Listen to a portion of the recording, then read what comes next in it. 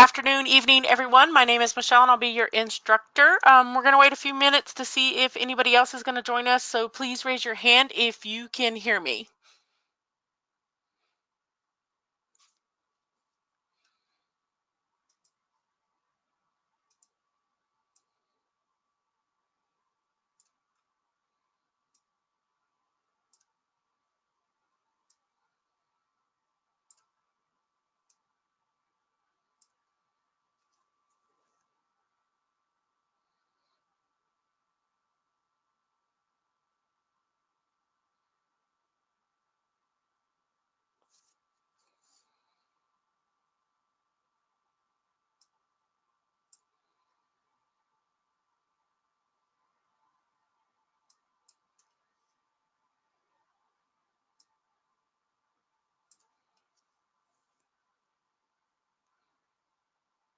If you guys are having any kind of issues hearing me or seeing my screen, please let me know.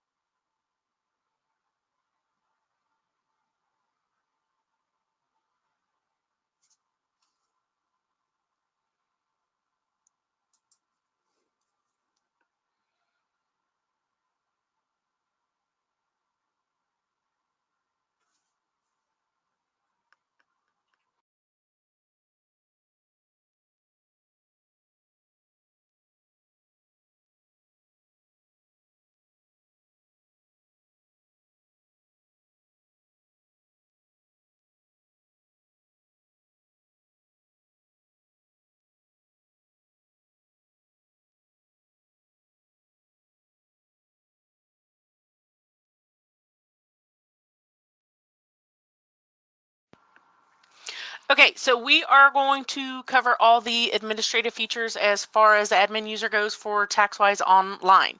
And if you're not familiar with it, every year when they update the software, it is always for the link for twonline.taxwise.com, and it will take you to the current year, which is the 19 version. So you'll be coming to this screen where you're going to enter your client ID, username, and password. Now, before we log in, if you are in Google Chrome, up here at the top right-hand corner where the three little dots are, if you select it, and then you select More Tools and go to Create Shortcut, and I am going to take that off, and I'm going to say Create. It is going to create a little link on my desktop. Where did it go?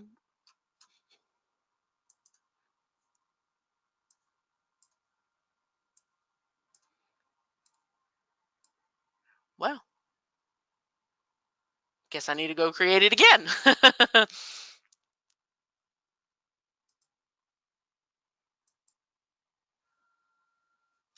Now, after it creates the link, if you use your toolbar a lot and you just want to be able to select it and put it on there for the purpose of being able to see it at all, on the icon itself, right click it and go to Pin to Taskbar,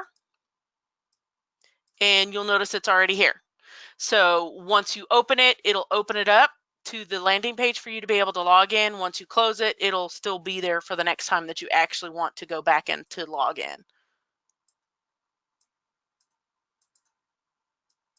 Now we're going to log in. And I know last year it was optional for you to be able to do the two-step verification, but now that the IRS has mandated it, you're going to have to start doing the two-step verification. And of course, the 6-digit code will get emailed to whatever email address that you have for your username. So we're going to go ahead and log in. It'll bring you over to the landing page. 2019 is not complete with every single update that there is, but I will tell you that if you were with us for previous years and you come over here to where it usually says administrator and you click on it and you go to your settings and you go to manage users, every single user that's in the office is going to be reset to just the return preparer. So you're going to have to go in here and edit it and make sure that you put in the licensed user. New this year as well, the only person that's going to have the capability of being able to put the licensed user in here is going to be the admin user. Even if you have admin privileges, you will not be able to put licensed user on here. So make sure that you are logged in as an admin to be able to go ahead and create the usernames and select whatever possible roles that you want. And speaking of whichever roles, I know that some of you guys may have it set up in the office where return preparer is fine for your sub users, as long as they can get in there, start a new return, be able to select it, make sure everything's all fine and dandy, put it as a waiting for review, so that way you get in there to review it, because I know that this is an online software. They will be able to log in anywhere as long as they have access to it, and some of you may not want them to be able to go home and prepare taxes without your knowledge. So as long as they have the return preparer assigned role, the license user role, and if you give them the capability, make sure that they also have the e-signature role as well, so that way if people drop off their stuff and you still need to get a signature, you'll be able to have that preparer be able to go ahead and submit it for them to be able to get the signature without having the customer come back into the office. So whatever role that you assign them, return preparer will only be able to prepare the return. They will not be able to print it or e-file it. Even if you don't want them to e-file it, but you still want them to have the capability to be able to print it, you can go ahead and select the return printer and put it over to the assigned role, so that way they have that capability. Once you set up their username and email address, they are going to get an email with a reset password. It's going to have their client ID, their username. So it's not going to actually have the link for them to be able to get into the software. So you're going to need to email them with twonline.taxwise.com, so that way they can actually get into it. And speaking of which, user managers, you can restrict certain IP addresses that you do not recognize, so that way if they do have the capability of being able to get in here to e-file, you want to make sure that there's certain IP addresses, if you come across them, that they cannot log into that. They can only log into the IP address that is situated at the office. So we're going to close this. And when you guys are setting up all these users, unless they have the privileges to be able to see all the returns in the system, and that would be reviewer and yeah, it's just the reviewer. So as long as they don't have that privilege and they're only set up for the return preparer, even if they're set up as a super user, they will not be able to see anybody's returns, only the returns that they prepare. Now, we're going to come over here to general settings for the first time. If you were with us this past tax season and you had templates from the previous year, that way you don't have to rekey everything and you just want to bring it over. Come over here to your carry forward templates, select carry forward templates. You can see all of mine are in here, and I've already carried them over, but you can go ahead and hit OK for them to be brought over, so that way you're not having to rekey everything. You just go in there and update it, especially if they have a new RBIN. Get in there on the Republic app, update the RBIN, and any other things that you need to make sure that you update. So custom fields. This year in the template, they have changed it. In the previous year, where you had to add in a certain form for you not to be able to get charged for the $3 state fee. And if you want to continue with that, that's fine. But prepare use field 25 right here, if you edit it, the answer is going to be CIT, so that way you don't see the $3 state fee on the bank app or in the pricing. But this is a great opportunity for you to be able to also add in other questions, especially if you do any kind of marketing campaign, especially with the new mobile app. Like I have one in here, how did you hear about us? And you notice that I put referral, Facebook, Instagram, flyer, other, word of mouth, all that kind of good stuff. So that way you can mandate that if a preparer in the office is preparing the return, they have to answer this question, and you can pull a report based on this to see whichever marketing campaign was very successful, and then you can continue on with that. So the return stage is next, and that's very important, especially if you are going to have your preparers only be able to prepare returns and not e-file them. So if you come over here to the return stage, I have additional forms needed, friends and family, in process, not signed by customer, paid. I'm going to add waiting for review, ready to e-file, whichever one that you know that your sub users are going to be able to use. That way when they get into the return tab, they can set that stage, and whoever has the capability of being able to see all the returns in the system and be able to e-file, they'll be able to see the returns. Okay, well, this one's waiting for review. I can get in there, review it, and if it's ready to e-file, all I got to do is go in there, do my diagnostics, create the e-file, and submit it. Print sets. There is new stuff this season, and I'm not sure if you guys have read the release notes, but here it is. So you can select federal copy to be mailed, file copy, signature pages, taxpayer copy, and of course you can always create your custom print sets to only be able to select certain forms that you want it to print. So you can name it, or you can base it off of one of these templates, like let's say file copy. It's going to have every single form on the right hand side that's normally used as far as a file copy goes. If not, then you can just base it off of, let's say you want the 1040 page 1 and page 2, the 8879 and so forth, and then you can just hit done, so that way it applies to whatever you need printed.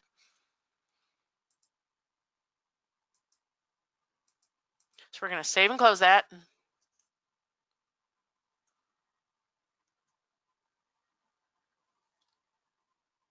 And I'm going to go into the 18 version to show more stuff, because some of the features are not available as of yet.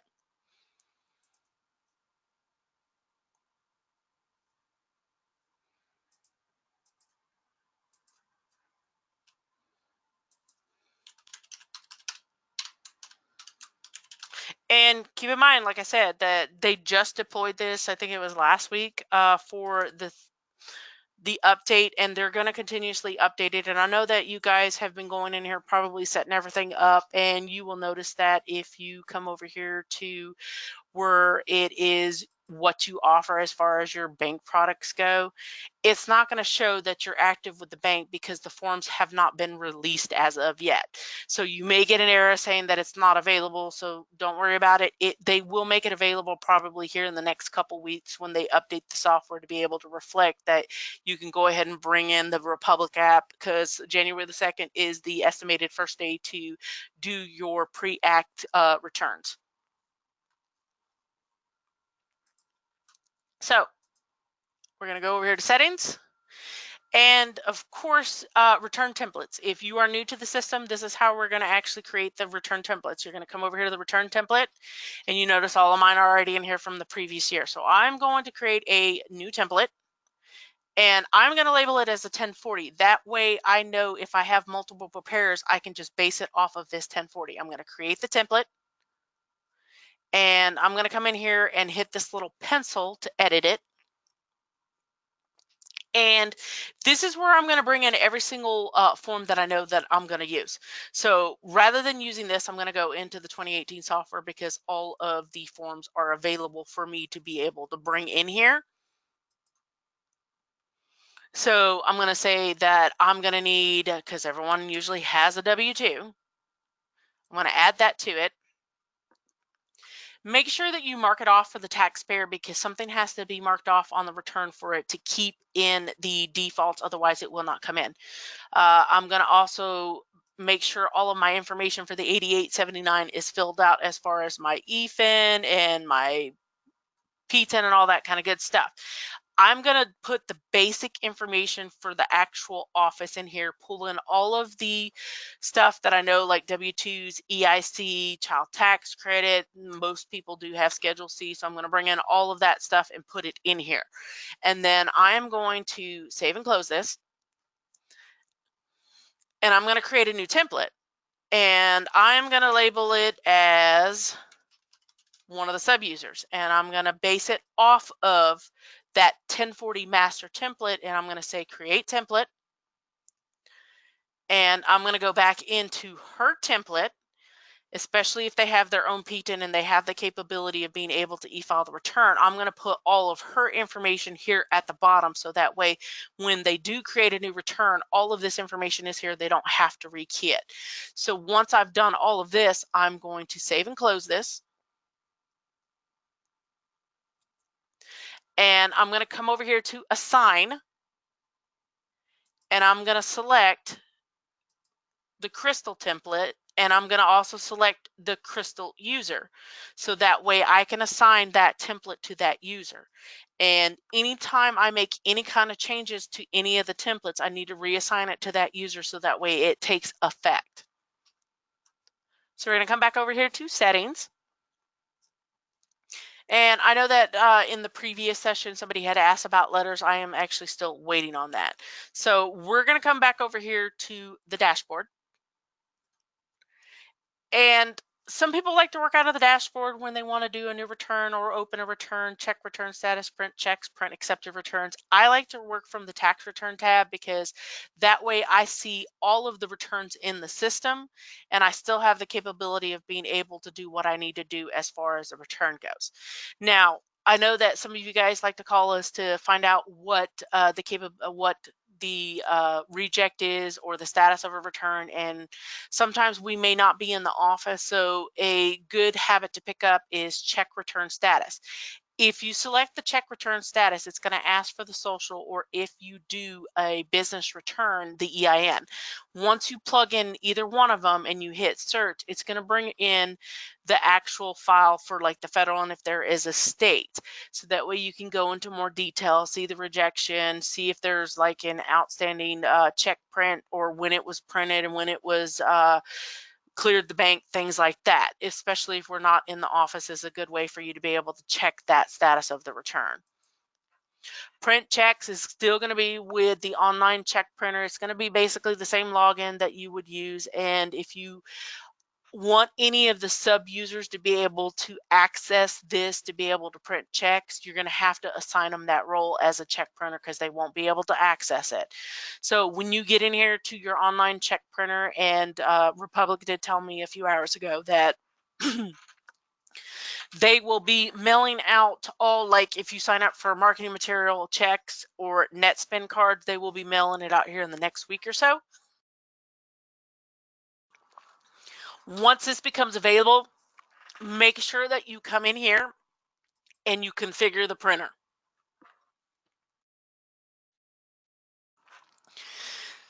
It's going to basically be the same setup as it was last year. If you did face up signature last, use one of the check stocks and put it in there, face up signature last. Hit your next button, hit your next button. It's going to give you a sample of it. And this is very important with your page setup. Make sure that you don't have the footers and headers in here, because it will print a little wonky for it. And you can see that I have mine saved as a PDF, so you'll just have to put it to your destination. If you hit more settings, then you can actually look at all the settings, but it may not give you the capability of being able to shut off the footers and headers.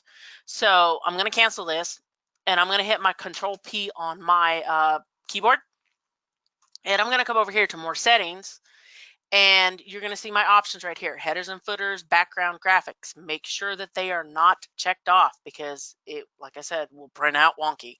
Once you uncheck it, just hit cancel. It'll save it.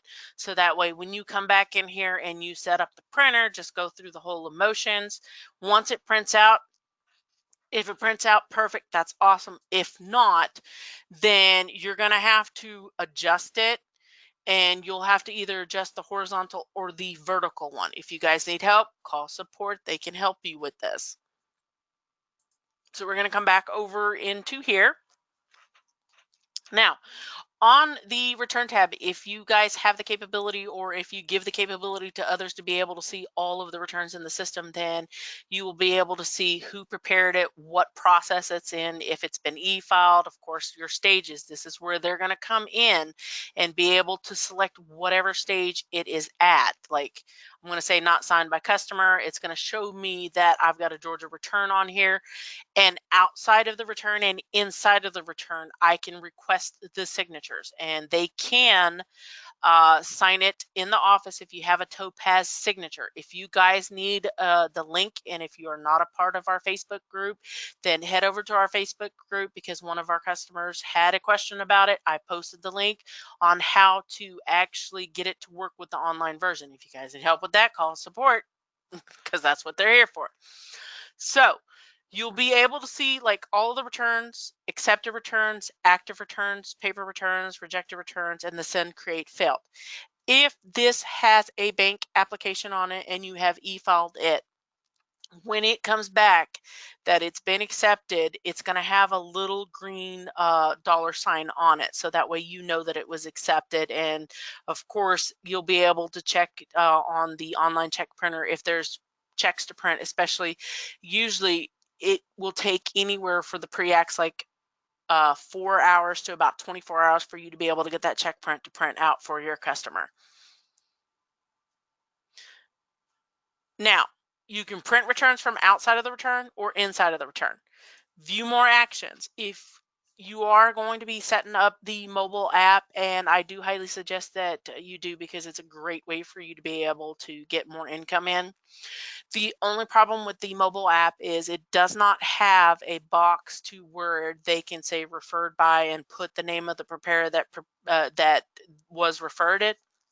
So my suggestion is, if you have a business card, give it over to them, so that way you as the admin will only be able to see the imports, or if you have admin privileges, you'll be able to see where it says import interviews. You'll be able to get in there. You'll see all the files that they uploaded with the return. And if they took a picture of the business card, or even if they took a picture of the name of the preparer that referred them, then you know how to move the return over to the other user, so that way they get credit for it.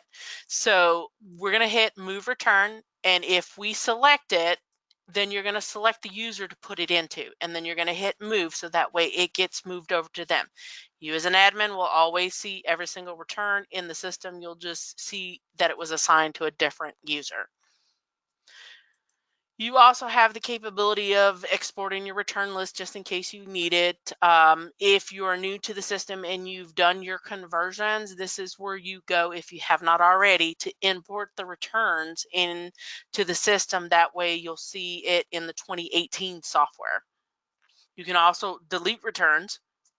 If you have deleted the returns and not created a new return with that same social, then you can come back in here and do a restore return, so it brings it back into the system just in case it accidentally got deleted. Now, this little settings, I like to call it a little tool looking or a gear looking thing, is if you have the capability or give the capability to other users to be able to see all of the returns, they need to make sure that they come over here to check it off, include returns from all users. And you notice that you're only seeing one return in my system for test, because I actually looked up the test return.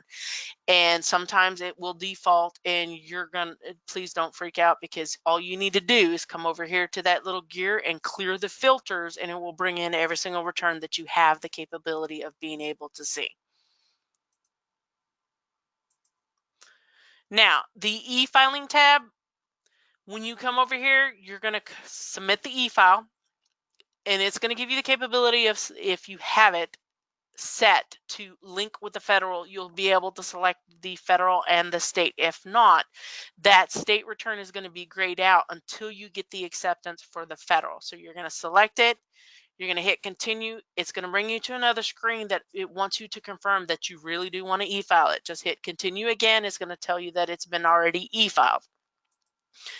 This is also where you can come over here to clear the sent e-files in case you're having any kind of issues with it. You can print the reject details, or you can view the acknowledgments. In case you don't see it in the return, come over here to view acknowledgments, and you will see the whole database of every return that was accepted, rejected, or denied. And it will give you a brief description of why it was rejected, so that way you can get in to the return to fix it and resubmit it.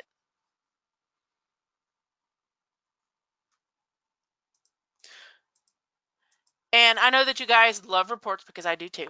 And I know that there is only a few reports here. There are more reports if you go into the support site, because I know that some of you guys have asked for like a email report, especially with the new mobile app. You want to get a listing of all those emails, so that way when we do get into the training for how to customize the mobile app, you'll get your own special link with your company and name in it, and you can easily copy it into an email and send it all to your customers, so that way in case they want the option to be able not to have to come into the office to prepare the return, they can just get in there, create a return, and have it sent over to your account. So if you come over here to support.taxwise.com, and under Prepare Solutions on the second column, it'll say Reports. And it's defaulted to 2019 because there's not anything in there. But if you come in here, it's either going to be the client listing that you generate or the birthday report. Now, both of them will also give you the physical addresses of the customers in case you need to do mailing labels. I'm sure there is a program out there that will give you the capability, because I research for it, and you have to be able to go into Microsoft Office to be able to create the template for your mailing labels. If you have all of your returns in the desktop version and you just upload them to TaxWise Online, that's fine, because you can actually create mailing labels in the desktop version. And of course, there's, like I said, more reports for you to be able to see, like your awaiting IRS acknowledgement, check print summary, IRS summary. So this is more extensive for you to be able to see the reports in the system. Now we're going to go back over here to the tax return. You're going to create a new user, not a new user, a new return. It's going to ask for the social. This is also where you can apply for an ITIN if you do that. This gives you the capability of being able to go to the tax forms or go to the interview itself. So depending on how you actually have it set up, you can actually make it to where your sub users only has the capability whenever they create a new return, it goes automatically through the interview mode first. So I'm going to come into a return. And if it is a new return, your templates will kick in and bring in all of the forms that you have in there, especially like the information on the 8879, your preparer's information, all that kind of good stuff. So all they're needing to do is come in here and fill it out like they normally would with a return, like name, address, important, like if you set it up in the templates, and I will show you. So I'm going to save and close this. And I'm going to come back over here to show you. And I'm sorry that I'm bouncing everywhere, but this is very important. In order to lock any boxes in the return, you're going to need to create the template. And when you do create the template, because you may want to lock in pricing so that way your sub users cannot change it. So if I select this box and I hit my Control and my L button on the actual keyboard, it's going to refresh it, and you're going to notice that it turns it a different color, so that way they cannot go in here and change anything. So you may also want to come over here to the main information sheet, because everything is going digital nowadays, and look for the email address and mark that as a locked. You can hit your Shift F3. It will make it red, so that way they know that that is a field that you want them to gather the information, so that way you have a growing email list, so that way you can send them a birthday email, or for next season go ahead and send out all your newsletters or promotions, things like that, because you want to make sure that you keep in touch with your customers, especially with technology nowadays. So any field that you want to require, make sure that you hit your Shift and F3 key to make it red, so that way they know that they need to fill out that information there. So we're going to go back into the tax return, and we're just going to fill it out. And you can tell that on my left hand side it has all of my forms that are green. That's what we're looking for. Yes, Control L locks the field, so that way nobody other than the admin user can change that field.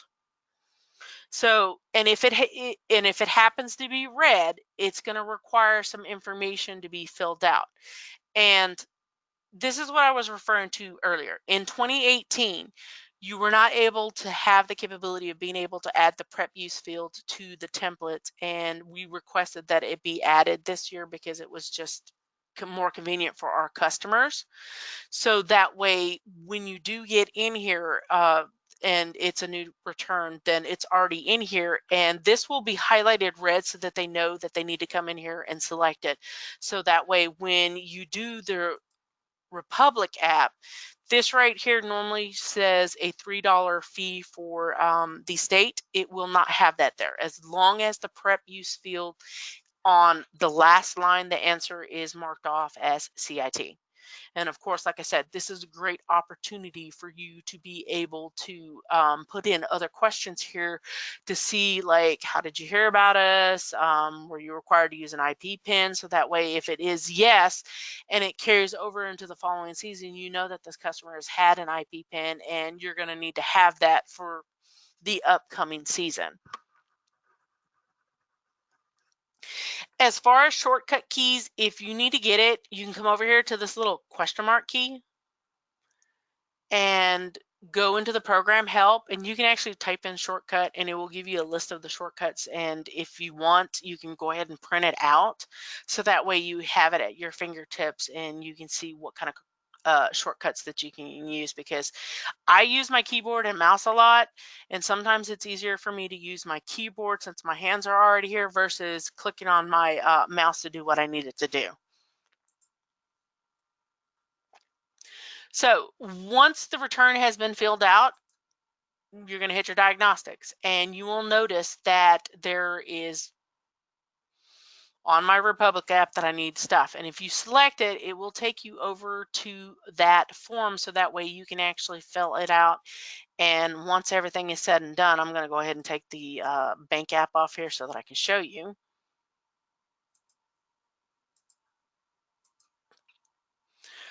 As long as there's not any errors that require you to fix them and you get that box that says create e-file, then you're good to go.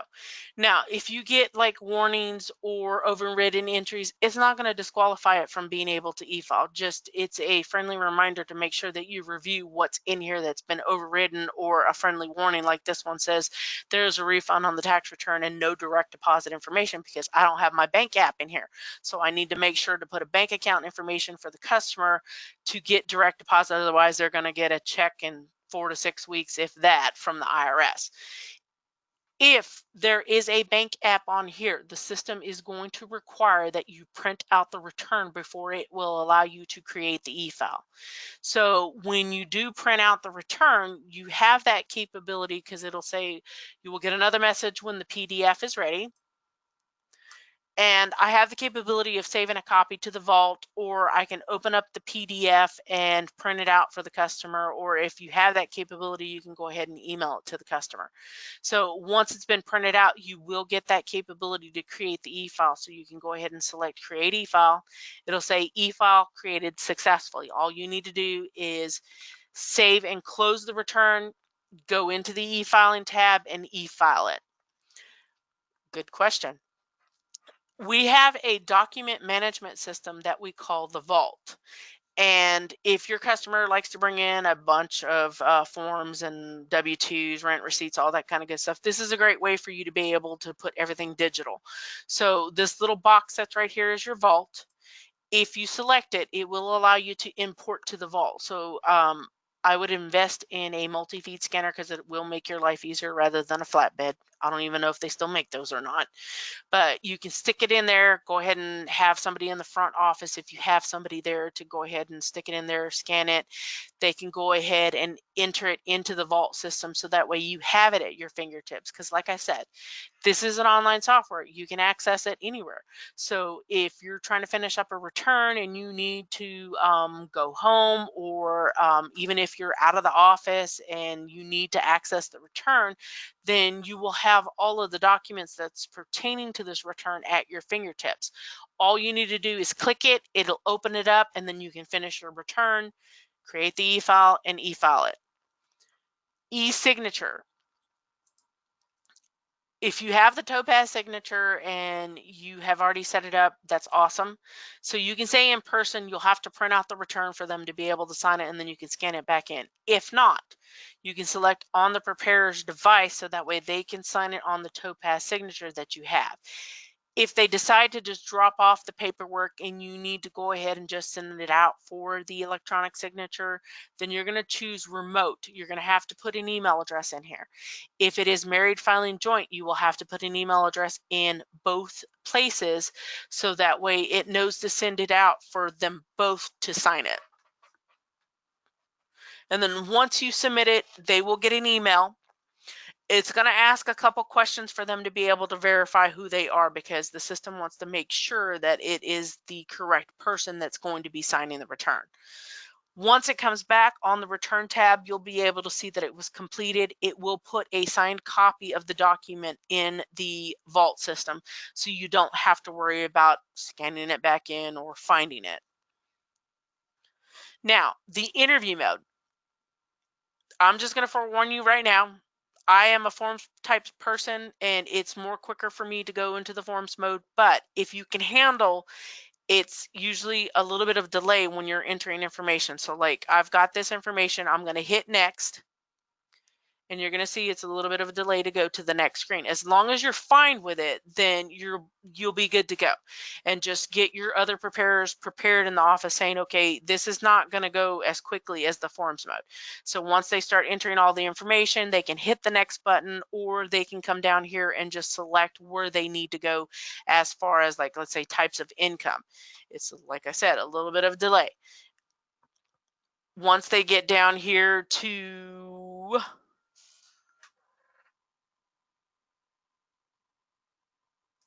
they can select the return, select the states, state questions. Custom questions is where they will enter the CIT so that they don't get charged the $3 fee. Bank use, and then results is where they're going to be able to do their diagnostics if they have that capability of being able to check the interview. If not, then they will need to go ahead and finish out the return, come back to the tax return tab, and set the stage for you to be able to come in here to actually review the return and e-file it. As far as the vault goes, you don't necessarily have to link the scanner to it.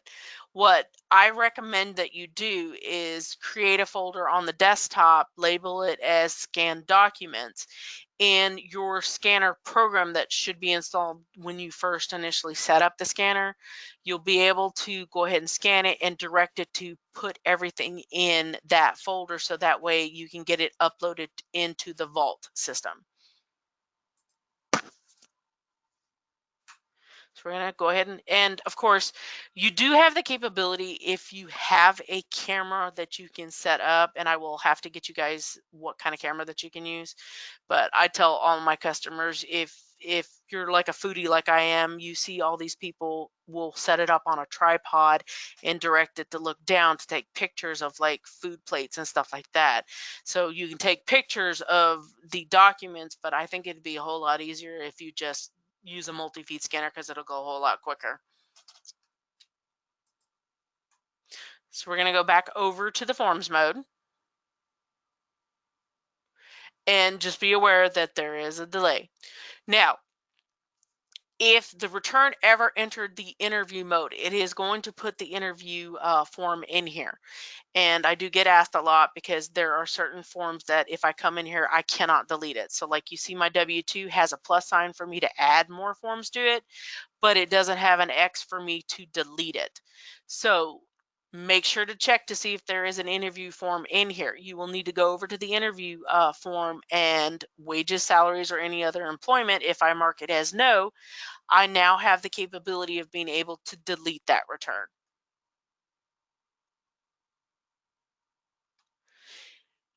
As far as the e-signature goes, is if they're in the office, then you can get them to sign it, and then you can e-file it. If they're not in the office, then send them the e-signature before you create the e-file to submit it. That way you have that signed document saying, okay, it's ready for e-file.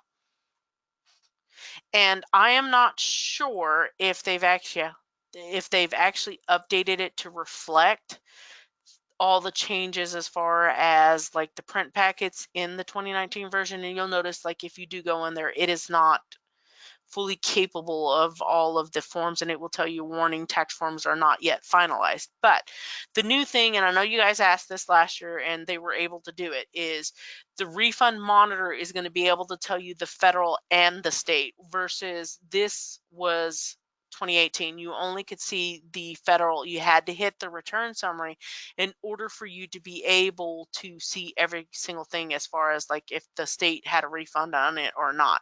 So now you'll be able to see the federal and the state in the 2019 version. They will probably end up updating it before the end of the year, that because January 2nd, like I said, is going to be the first day that you're going to actually be able to e-file a pre-act return. So we're going to have all the forms updated by then.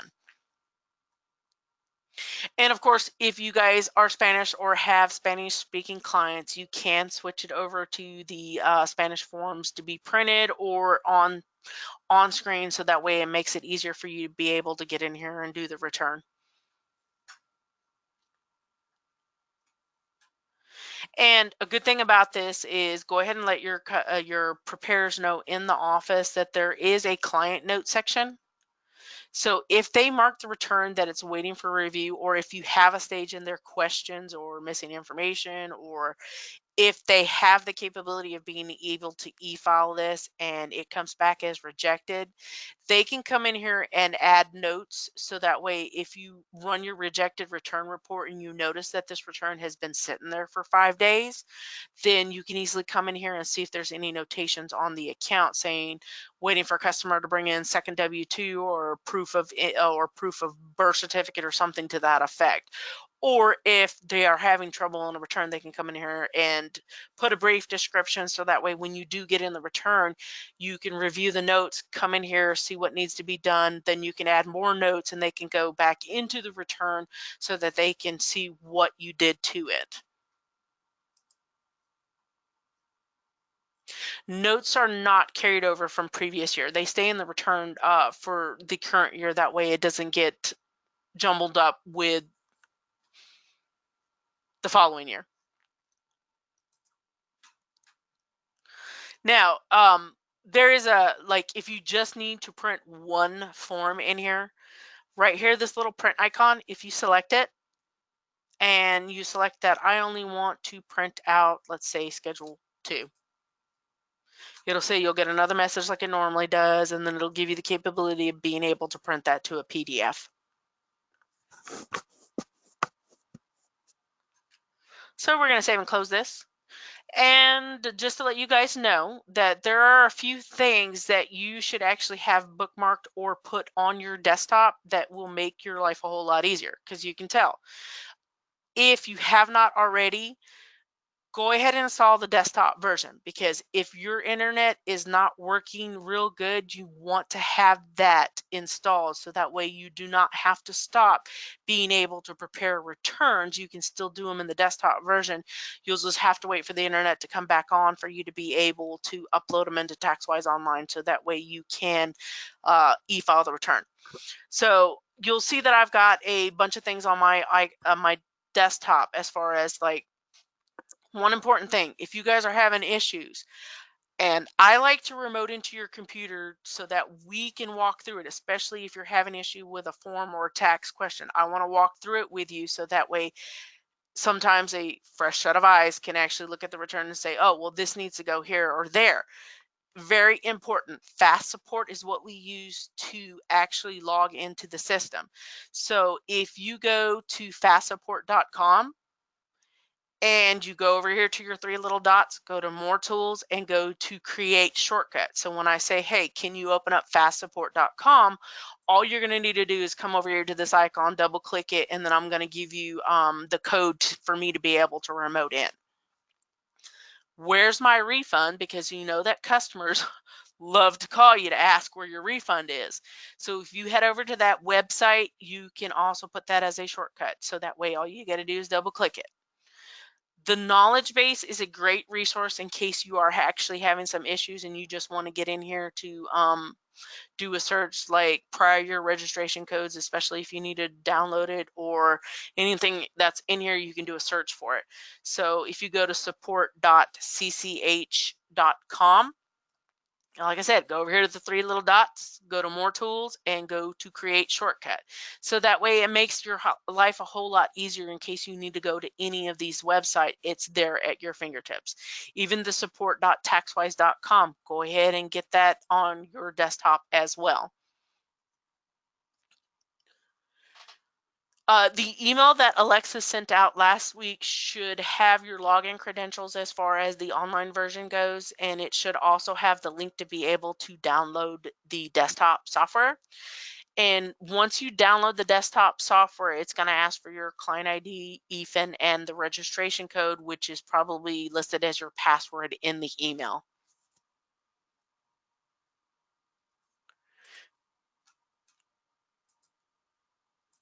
Now, do you guys have any questions?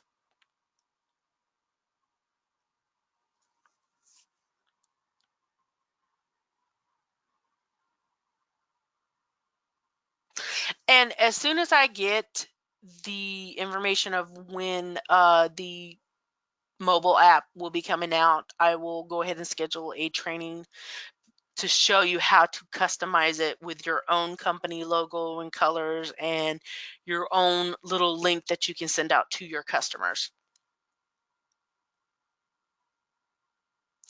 And of course, if you guys always have questions, please call support. We are more than happy to help you.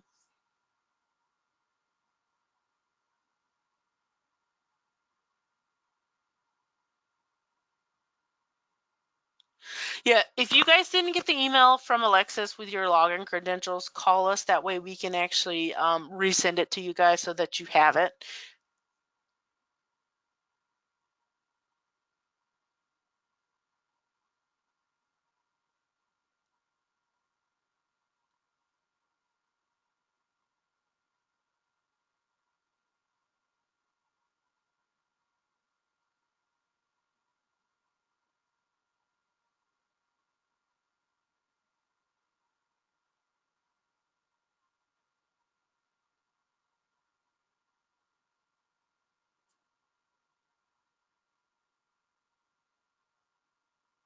If you guys want me to show you anything, just let me know. And you'll also see that on my desktop, I have the little shortcut for the 2017 and the 2018. So it's the same principle, and you can have multiple windows open, especially if it's for different years. So like if you're looking back and forth, like you see, I have my 2018 version and my 2019 version. I might want to be able to go back and forth to see somebody's return that was in 2018 versus the 2019 software.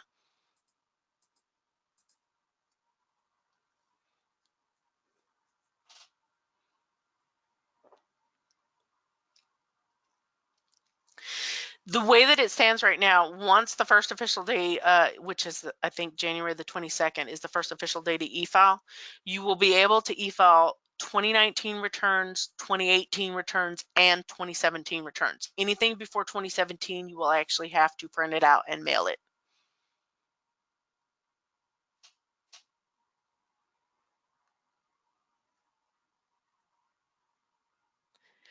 So you don't have to call me to create a shortcut. So when you are in here or on the landing page, just go over here to your, if you're in Google Chrome, go over here to your three little dots and go to more tools and go to create shortcut. If you guys need to get to your reports within the software itself, go to the report tab or go to support.taxwise.com. And under the prepare solutions on the second column, it'll say report. So go ahead and click on that. It's defaulted to 2019, but there's no information into it. So you can set it to 2018. Yes, you are going to be able to put the RBIN on the template this year.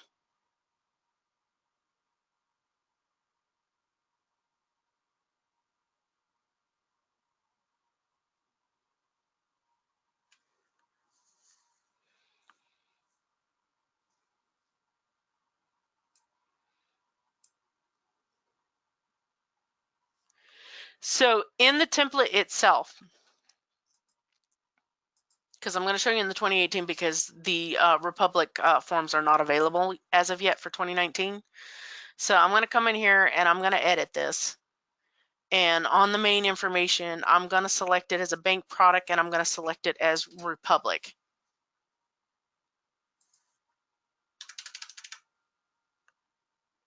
It's supposed to bring it in. But when it does bring it in, if you go to the first page of Republic, and I will go to the tax return and show you.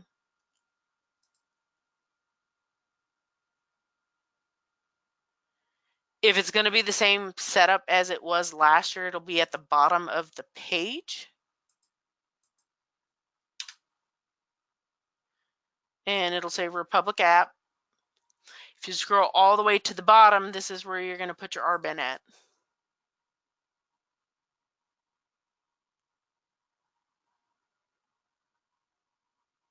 And just to let you guys know that the e-signatures for 2018 did not include the bank forms. This coming season for 2019, it will include the bank forms. So that way you can get the federal return signed and the bank application as well. So you don't have to print it out and have the customer sign it.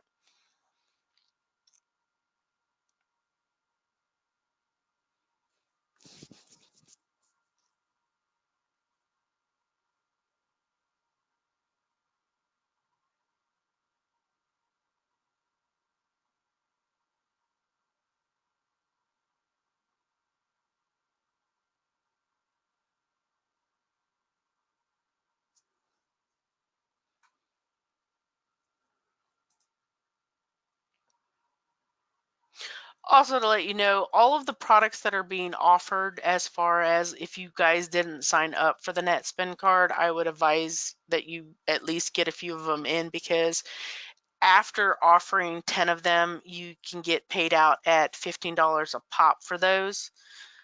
We're going to continue the relationship with Protection Plus. That's $44.95 in case your customers ever get audited. It will kick in and they will take over so that you don't have to do the audit process with the IRS. Identity theft is a great opportunity for you to be able to offer it to your customers, or even to incorporate it, because we only charge $15 and that comes out of your prep fees, and all the customer is basically going to see is how much of a refund they're getting and how much you're charging them. So if you want to go ahead and say, okay, well, this is your price structure and this is what you get. I'm preparing your tax return. I'm also you get an identity theft, and it is a $30 cost to the customer, but you get a $15 incentive for offering it. So if I go to use Protection Plus, it'll want you to open up the agreement, just print it out or go over it with the customer, and then it's going to tack on that $30 fee where it says Protection Plus. As far as pricing goes in the template, if you want to go ahead and set it up, make sure that you enter it on both fields. That way, in case somebody is in here and that is not you and is preparing the return, it's still going to get charged this. So go ahead and enter all of this information. There is an other field in case you want to put any additional cost here. There's the state returns in case you charge for the state. Of course, the Efile fee, if you want to put the $15 on here, so that way it gets charged to every single customer and they pay that $15 fee. You can also offer discounts as far as like, and I tell some of our customers, like, these customers are normally used to paying a couple $100, and if you show like I'm charging you $400, but I'm going to go ahead and give you a discount and then put it to where, okay, this is my normal fee of $250, but he's going to be shown that I'm giving him a discount. It's a great marketing ploy. If you guys take payments from certain customers, then you can come in here and put in the date, the type, if it was a credit card or a check, the amount, and it will carry it over. So like, let's say he did $100 payment, and it's going to show that he still owes $165. So that way you can keep track of those people who do payments with you.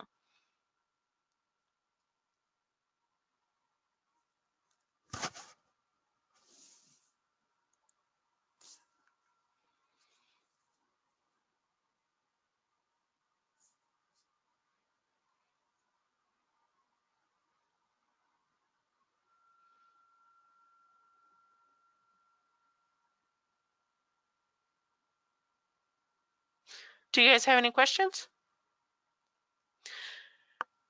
Protection Plus, if they go for the warranty aspect of it, is $44.95, and it is charged to the taxpayer. It is not charged to you. Identity theft is $30 charge, and it gets charged to them and not you.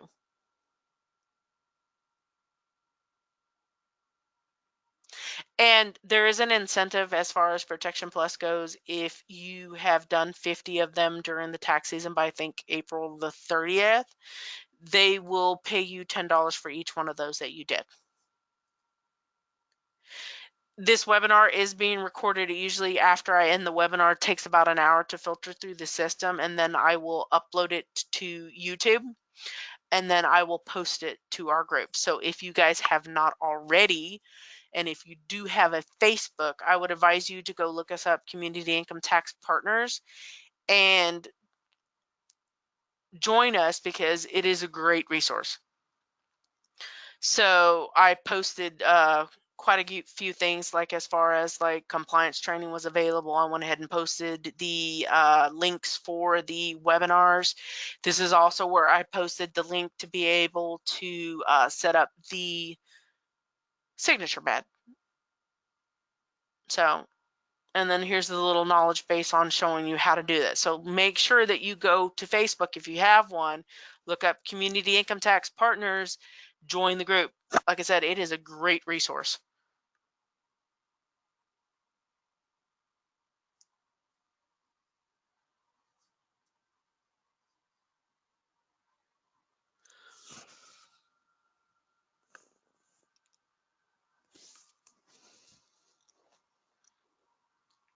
So I'm going to stick around for a few more minutes just in case you guys have any questions or want me to show you anything.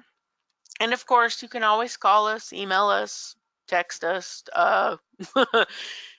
chat with us to let us know if you have any questions, and we'll be more than happy to answer them.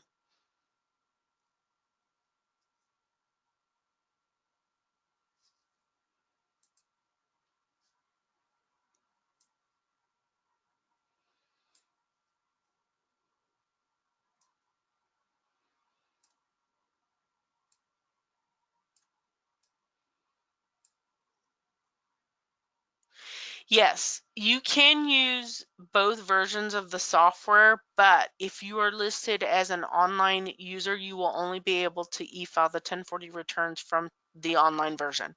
So if you wanted to set up the desktop version for business returns, or even if you wanted to use the desktop version to go ahead and initialize the 1040, so that way it creates that return in the system for you to be able to do your mailing labels at the end of the year or at the beginning of the next season or something like that, then after the return is done, then you can upload them into TaxWise online and then e-file them from there.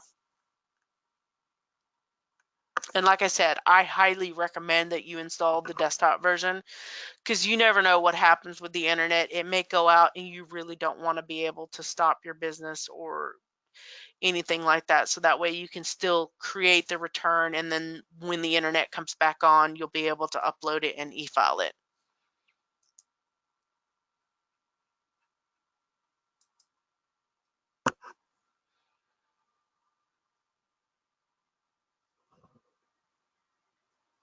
Now, if you didn't get the email, you can also come over here to my.joincit.com/support,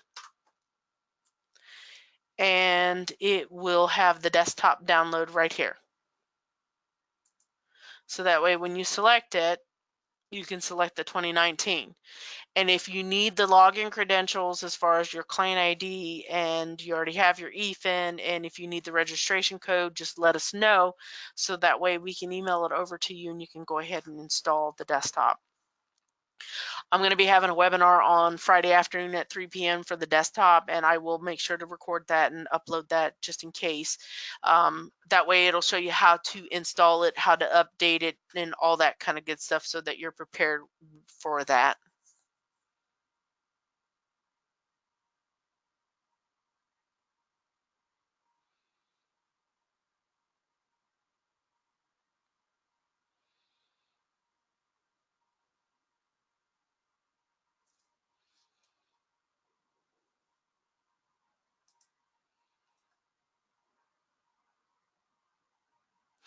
Now, when you are setting up users in the office, and like I said before, they will get an email that says that the password's been reset and they have the client ID and username that's listed in there. And you will just need to provide them with the link for the TaxWise online, twonline.taxwise.com, so that way they can get in there. So go ahead and email that over to them as well after you initialize the user. And I'll show you what it looks like as far as what they get.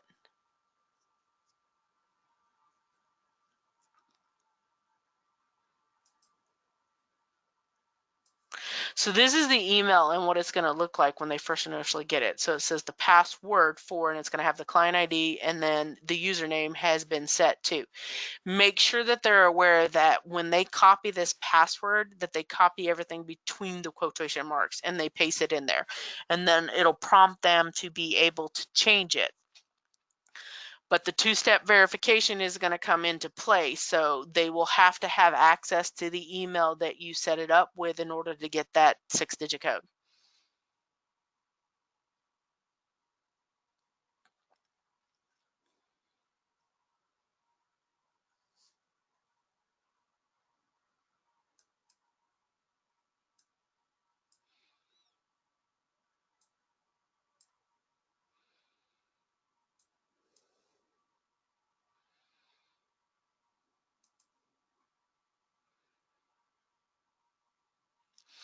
Now, if you guys set up any sub-users as far as creating a user for you and giving you access to as far like admin, super user and stuff like that, and you set it up with the same email, it should go to that email. So make sure that you're checking your spam folder.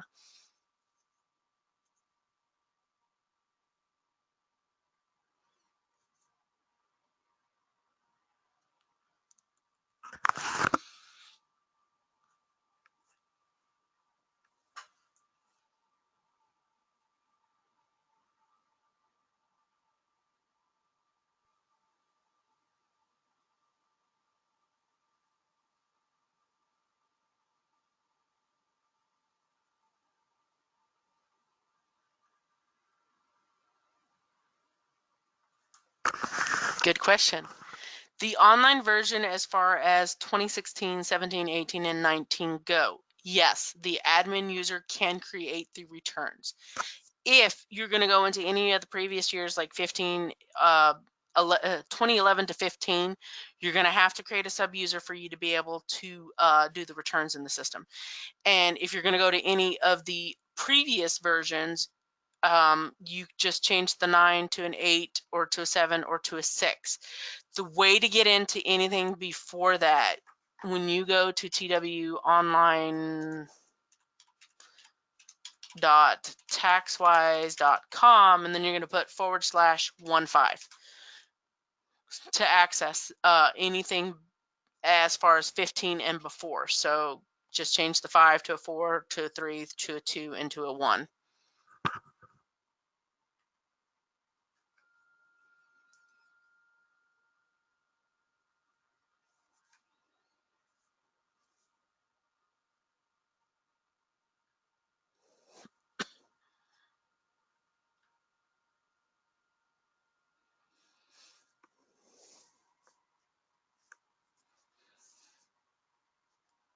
Yeah, there's no need for you to be able to set up your own user as far as 16, 17, 18, and 19 go, because you have the capability of being able to create a new return. It's only 15 and before that you'll need to create a sub-user for the online version in order to create those returns.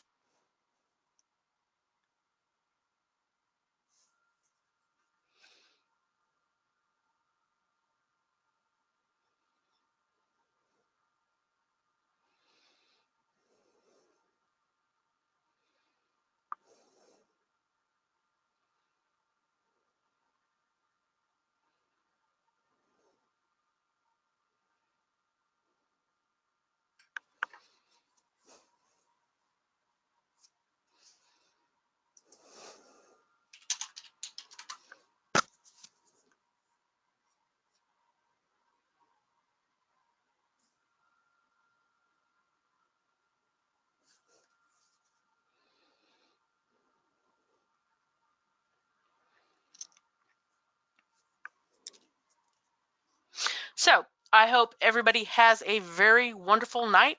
This is recorded, so I will put it on YouTube when it becomes available. If you have any questions, please reach out to us.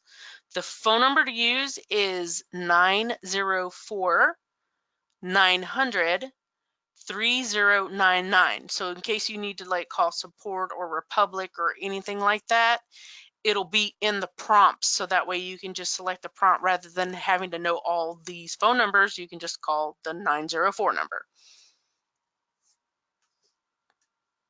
So like I said, I hope everybody has a very wonderful night.